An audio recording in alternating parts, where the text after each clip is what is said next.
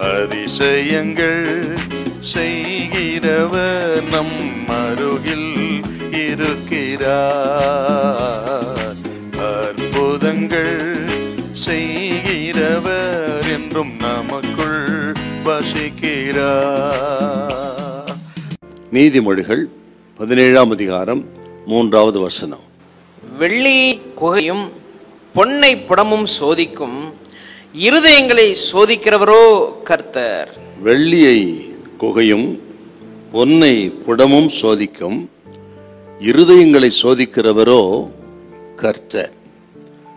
இந்த பொன்னையும் வெள்ளியும் இப்படிப்பட்ட இந்த புடம் என்று சொல்லப்படும் உலைக்கலத்தின் வழியாய் அவர்கள் கொண்டு போய் அதை சுத்த பொன்னாக வெள்ளியாக கொண்டு வரும்பொழுது என்ன நடக்குது? அந்த பொன்னையும் வெள்ளியும் உலைக்காலத்தில் அக்கினியில வைத்து உருவாக்கும் பொழுது அந்த அக்கினியினுடைய வெப்பத்தை பொன்னோ வெள்ளியோ குறைக்க முடியாது, குறைத்து விட முடியாது.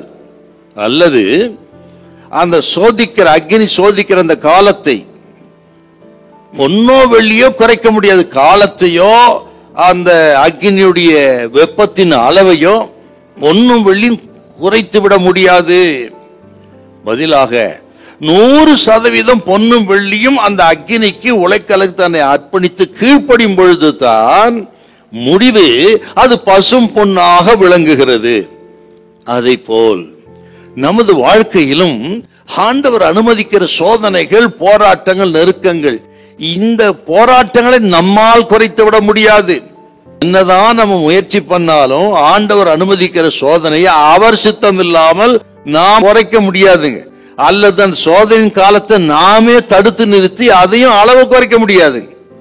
பதிலாக 100% நாம் அர்ப்பணித்து, இதோ நான் ஆண்டவருக்கு அடிமை என்று சொல்லி அர்ப்பணித்து விட்டு தேவசித்தமாக கடவுது என்று ஒப்பு கொடுத்து நாம் வாழும் பொழுது, அந்த சோதனைகளை சகிக்கும் பொழுது தான் எந்த நோக்கத்துக்காக அனுமதித்த நோக்கம் நிறைவேறும்.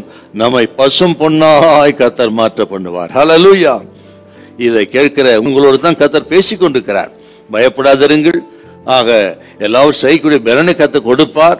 வேண்டாம் என்று தப்பி ஓடவோ அல்லது வேற நமது சொந்த முயற்சினால எந்த ஒரு முயற்சியும் செய்து இந்த சூழ்நிலை மாற்றலாம் நினைக்க கூடாது. அதுக்கு பதிலாக அர்ப்பணியுங்கள், கீழ்ப்படிந்திருங்கள். ஏற்ற நேரத்தில் சோதனைக்கு முடிவை உண்டு பண்ணுவார், நம்ம பொன்னாக விளங்க பண்ணுவார். தேவ நோக்கம் நிறைவேறும் பொழுது அது அவருக்கு மகிமை, நமக்கும் ஆசீர்வாதம். ஹல்லேலூயா, ஹல்லேலூயா.